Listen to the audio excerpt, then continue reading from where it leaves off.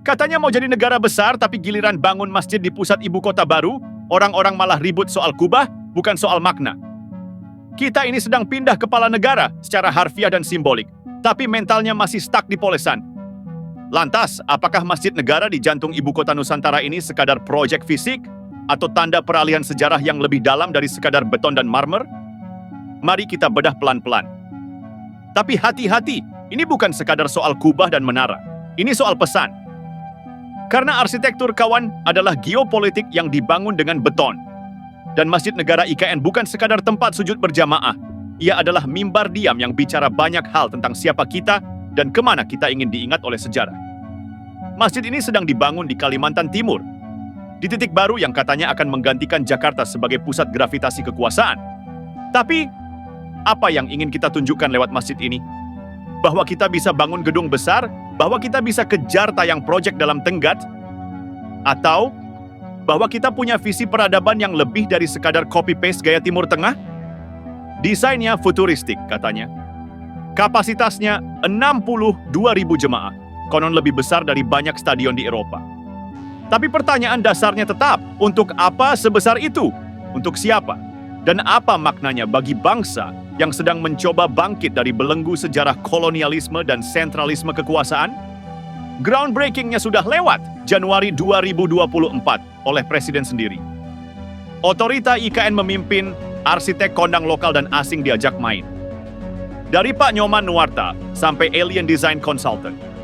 Menara setinggi 99 meter dibuat melingkar ke langit, katanya simbol spiritual dan vertikalitas kehutanan. Simbolisme memang penting, tapi jangan lupa, simbol yang kosong, makna, hanya akan jadi monumen kebingungan. Kita sedang membangun masjid di tengah hutan, sementara hutan itu sendiri sedang digunduli untuk membangun masjid. Ironi? Tentu. Tapi juga cermin dari dilema geopolitik kita. Ingin jadi pusat peradaban, tapi masih gagap dalam menyeimbangkan antara pembangunan dan kearifan lokal. Tapi tenang, ini belum akhir ceritanya. Kita sedang bicara tentang masjid yang akan difungsikan untuk Idul Fitri 2026.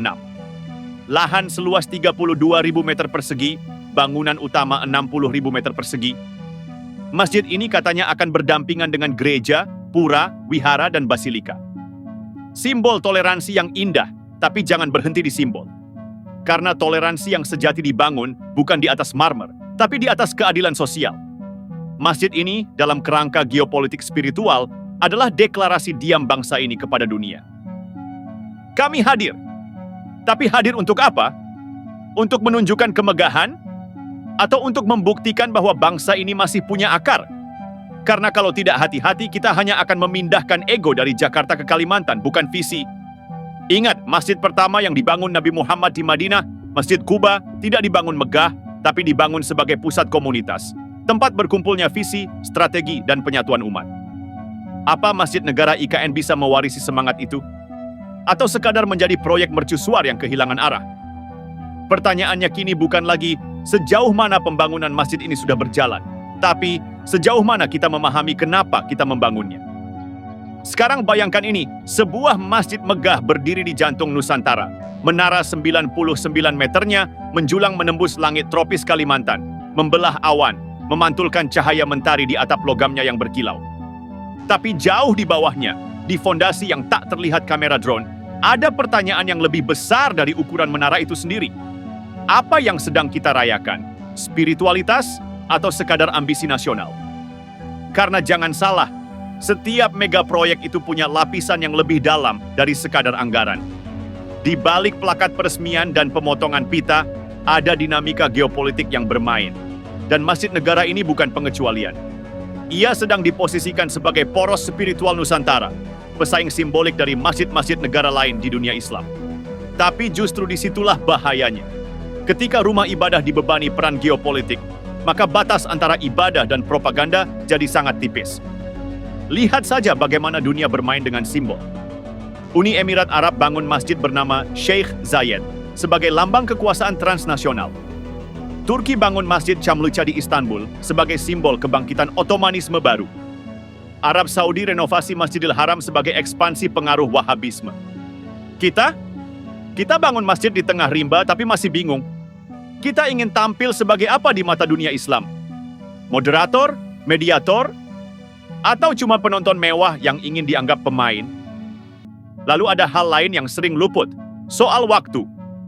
Target rampung akhir 2025 difungsikan untuk Idul Fitri 2026. Di atas kertas? Mulus. Tapi realitas di lapangan tak pernah sekaku tabel proyek. Pengecoran jalan akses, pemasangan struktur atap dan menara, semua masih tahap teknis. Belum lagi angin politik yang bisa berubah arah setiap waktu. Karena ini bukan sekadar proyek arsitektur, tapi juga medan kontestasi visi antara teknokrat, agamawan, investor, dan para pemilik narasi. Dan di tengah itu semua, rakyat hanya bisa menonton sambil bertanya dalam hati, apakah ini rumah Allah atau istana para elit atas nama Tuhan? Kita juga mesti bicara tentang keragaman yang dijanjikan. Katanya masjid ini akan berdampingan dengan gereja, pura, wihara, dan basilika. Sebuah lanskap pluralisme yang indah secara visual. Tapi tunggu dulu, apakah arsitektur bisa menciptakan toleransi? Atau malah menutup luka sosial dengan taman-taman indah dan gapura rukun? Apakah rumah-rumah ibadah ini akan jadi ruang hidup spiritual yang aktif? Atau sekadar instalasi indah untuk brosur diplomasi internasional? Simbol kerukunan itu memang penting, tapi kerukunan sejati lahir dari distribusi keadilan, bukan dekorasi lanskap. Dan itulah pekerjaan rumah kita yang sesungguhnya. Sekarang mari kita lihat Masjid Negara IKN ini dari ketinggian sejarah. Bangsa-bangsa besar selalu menandai era kebangkitannya dengan pembangunan spiritual. Tiongkok membangun kuil besar pada saat puncak dinasti. Persia membangun Masjid Agung untuk menyatukan wilayahnya. Eropa membangun katedral sebagai jantung kota. Tapi yang membedakan antara kebangkitan dan kemegahan kosong adalah ini. Apakah bangunan itu menyatukan ruh zaman? Atau justru menguburnya di balik kemewahan batu? Masjid IKN bisa menjadi titik balik peradaban jika ia menjadi pusat dialog, bukan hanya tempat selfie. Ia bisa menjadi kiblat baru kesadaran bangsa jika khutbah yang disampaikan di dalamnya menantang kekuasaan yang zalim, bukan sekadar mengafirmasi narasi resmi. Tapi jika tidak, ia hanya akan menjadi artefak geopolitik yang kehilangan jiwa. Dan disinilah kita berhenti sejenak. Bukan karena narasi ini selesai, tapi karena kita harus merenung. Kita sedang membangun masjid, tapi apa yang kita bangun dalam diri kita sendiri? Apakah kita masih tahu arah, atau hanya sedang berjalan mengikuti proyek demi proyek tanpa kompas spiritual yang utuh?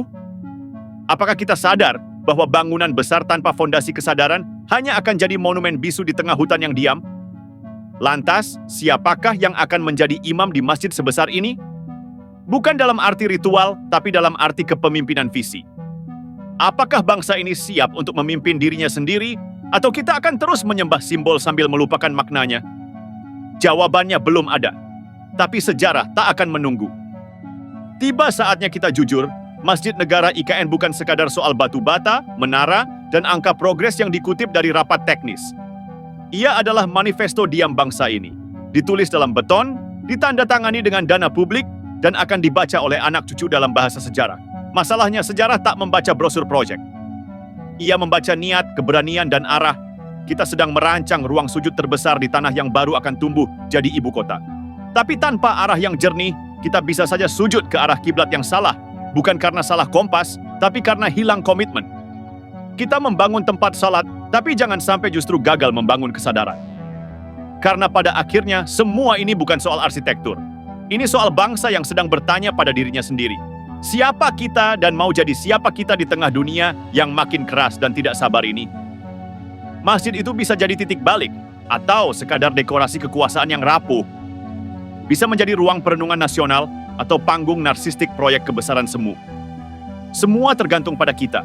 Apakah kita siap mengisinya dengan ruh perubahan, atau hanya dengan speaker dan jadwal khutbah Jumat? Sekarang, mari kita jujur ke diri sendiri. Jika 99 meter menara itu adalah simbol Asmaul Husna, apakah kita sebagai bangsa sudah mencerminkan satu saja dari nama-nama Tuhan itu? Jika luasnya 60.000 meter persegi, berapa meter persegi dari itu yang benar-benar menjadi tempat sujud dalam kejujuran? Dan jika ia disebut sebagai ikon toleransi, berapa banyak umat yang sungguh-sungguh merasa dilindungi oleh keadilan? Karena di akhir zaman nanti, masjid yang besar tidak akan menyelamatkan kita, tapi niat yang besar dan keikhlasan dalam merawat negeri inilah yang akan dikenang sejarah. Masjid ini mungkin akan berdiri selama 100 tahun ke depan.